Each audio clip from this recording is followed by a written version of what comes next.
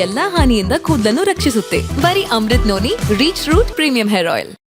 ನೋಡಿ, ನಾನು ಈ ಸರ್ಕಾರಕ್ಕೆ ಸವಾಲಾಗ್ತೀನಿ.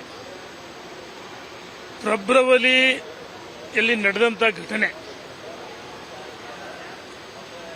ನಂತರ 60 ದಿವಸಗಳಿಂದ ಕೇಸ್ ಕೊಡೋರು ಹೆಣ್ಮಗಳು ಅಂದರೆ ರಾಜಕೀಯ ಪ್ರೇರಿತ ದೂರು. ಎಲ್ಲ ಒಂದು ಕಡೆ ಯಡಿಯೂರಪ್ಪನವರ ಕುಟುಂಬವನ್ನು ರಾಜಕೀಯ ಮುಗಿಸ್ಬೇಕಂತೇಳಿ ಕಾಂಗ್ರೆಸ್ ಸರ್ಕಾರ ಇವತ್ತು ಷಡ್ಯಂತ್ರ ಮಾಡಿದೆ. ಒಂದು, ನಾನು ಮಾನ್ಯ ಮುಖ್ಯಮಂತ್ರಿಗಳಿಗೆ, ಸರ್ಕಾರಕ್ಕೆ, ಮಾಧ್ಯಮ ಸ್ನೇಹಿತರ ಮುಖಾಂತರ ಬಹಿರಂಗವಾಗಿ ಸವಾಲಾಗ್ತೀನಿ. ಆ ಹೆಣ್ಣು ಮಗಳು ಮಮತಾ ಈಗ ಇಂದಿಲ್ಲ, ಸಾವನ್ನಪ್ಪಿದ್ದಾಳೆ. 53 ಜನರ ಮೇಲೆ ದೂರು ಕೊಡಿದ್ದಾರೆ. ಸ್ವತಃ ಏನು ಮಮತಾ ಅವರ ಪತಿ ಮತ್ತು ಅವರ ಪತಿಯವರ ಗಂಡನ ಸಹೋದರ ಸಂಬಂಧಿಕರ ಮೇಲೆ ಕೇಸ್ ಕೊಟ್ಟಿದ್ದಾರೆ. ತನ್ನ ಮಗಳ ಮೇಲೆ ಅತ್ಯಾಚಾರ ಮಾಡಿದರೆ ದೂರು ಕೊಟ್ಟಿದ್ರು. ಮತ್ತು ಬಜಾಜ್ ಕಂಪನಿ 5,000 ಕೋಟಿ ನನಗೆ ಹಣ ಕೊಡಬೇಕು, ಹಣವನ್ನು ವಾಪಸ್ ಕೊಡಿಸ್ಬೇಕು, ನನ್ನ ಮಗಳಿಗೆ ಅನ್ಯಾಯ ಆಗಿದೆ ಅಂತ ಹೇಳಿ ಸನ್ಮಾನ್ಯ ಯಡಿಯೂರಪ್ಪನವ್ರನ್ನ ಭೇಟಿ ಮಾಡಿ ನ್ಯಾಯ ಕೇಳಿದ್ರು. ಸನ್ಮಾನ್ಯ ಯಡಿಯೂರಪ್ಪನವರು ಪೊಲೀಸ್ ಕಮಿಷನರ್ಗೆ ಸ್ವತಃ ಕರೆ ಮಾಡಿ ನ್ಯಾಯ ಕೊಡಬೇಕಂತ ಹೇಳಿದ್ರೆ, ಅಂದರೆ ವಿಡಿಯೋ ಯಾವ ಕಾರಣಕ್ಕೋಸ್ಕರ ಉದ್ದೇಶಪೂರ್ವಕ ವಿಡಿಯೋ ಮಾಡ್ಕೊಂಡ್ರಿ, ಏನಿದೆ? ಅಂದು ಪರಮೇಶ್ವರ್ ಹೇಳಿದ್ದೇನು, 53 ಜನರ ಮೇಲೆ ದೂರು ಕೊಡರೆ ಲಾಯರ್ಸ್, ರಾಜಕಾರಣಿಗಳು, IAS, IPS ಎಲ್ಲರ ಮೇಲೆ ದೂರು ಕೊಡಿದ್ರು.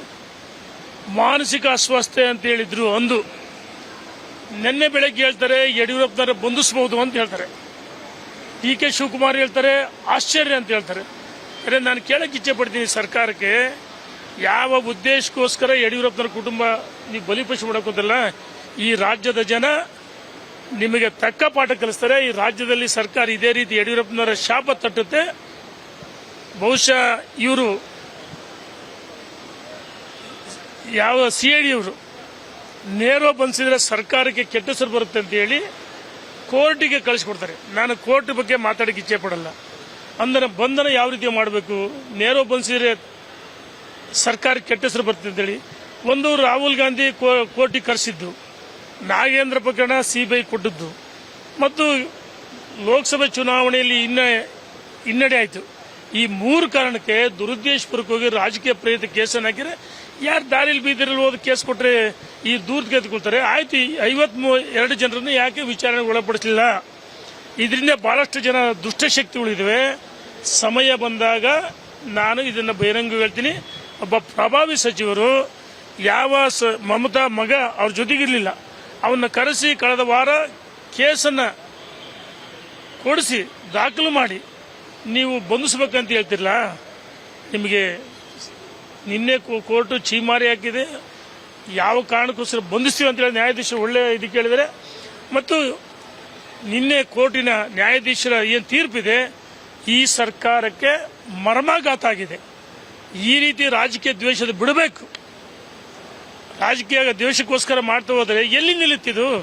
ಯಡಿಯೂರಪ್ಪನವರ ಅಪರಾಧಿನ ಯಾರೋ ಆರೋಪ ಮಾಡ್ತಾರಂದ ತಕ್ಷಣ ನೀವು ಅವ್ರ ಮೇಲೆ ಜಾಮೀನು ರಹಿತ ವಾರಂಟ್ ಇದನ್ನು ಹೊರಡಿಸ್ತೀರಿ ಅಂತ ಏನರ್ಥ? ಇದು ಬಂದು ಸಾಧ್ಯವಿಲ್ಲ. ಆ ಹೆಣ್ಣು ಮಗಳು ಸ್ವತಃ ಮರಿಸ್ವಾಮಿ ರುದ್ರೇಶಿಗೆ ಕಳಿಸಿರ್ತಕ್ಕಂಥ ಲೊಕೇಶನ್ಗಳು ವಾಟ್ಸಪ್ ಇದೆ. ನಾನು ಕೇಳಕ್ಕೆ ಇಚ್ಛೆ ಪಡ್ತೀನಿ, 5,000 ಕೋಟಿ ಬಜಾಜ್ ಕಂಪ್ನಿಯವ್ರು ಕೊಡಬೇಕಂದ್ರೆ ಈ ಹೆಣ್ಮಗಳು ಅಕೌಂಟ್ನಾಗ ಇತ್ತಣ, ವೈಟ್ ಮನಿನೋ ಬ್ಲಾಕ್ ಮನಿನೋ, ಈ ಯಾರಣ ಎಲ್ಲಿಂದ ಬಂತು? ಇಷ್ಟೆಲ್ಲ ಆರೋಪ ಇದೆಯಲ್ಲ, 5,000 ಕೋಟಿ ಮತ್ತೆ ತನಿಖೆ ಮಾಡ್ರಿ. ಅವಳ ಗಂಡನ್ನ ಮತ್ತು ಅವರ ಸಹೋದರ ಸಂಬಂಧಿಕರ ಅತ್ಯಾಚಾರ ಮಾಡಿದೆ ಅಂತ ಹೇಳಿಲ್ಲ, ಪೋಕ್ಸೋ ಕೇಸ್ ಇದೆಯಲ್ಲ, ಅವ್ರನ್ನ ಬಂಧಿಸ್ರಿ. ಯಡಿಯೂರಪ್ಪನವ್ರ ಬಂಧಿಸ್ಬೇಕಂತ ಹೇಳಿ ಬಹಳಷ್ಟು ದುಷ್ಟಶಕ್ತಿಗಳು ಷಡ್ಯಂತ್ರ ಇದೆ. ಈಗಾಗಲೇ ನ್ಯಾಯಾಧೀಶರು ಒಳ್ಳೆ ತೀರ್ಪು ಕೊಟ್ಟಿದ್ದಾರೆ. ಇದನ್ನು ರಾಜ್ಯದ ಜನರಿಗೆ ಗೊತ್ತಿತ್ತು. ಯಡಿಯೂರಪ್ಪನವ್ರು ತಪ್ಪು ಮಾಡಿಲ್ಲ, ಆರೋಪ ಮಾಡಿದ್ದೇನೆ ಕೇವಲ ನನ್ನ ಜೀವನದಲ್ಲಿ ನಾನು ಮಾತ್ರವಲ್ಲ, ನನ್ನ ಕೂದಲು ಕೂಡ ಆಗಿರ್ಬೇಕು ಸ್ಟ್ರಾಂಗ್ ಅಂಡ್ ಸ್ಟೈಲಿಶ್. ಬರೀ Amrut noni reach root premium hair oil ನೊಂದಿಗೆ.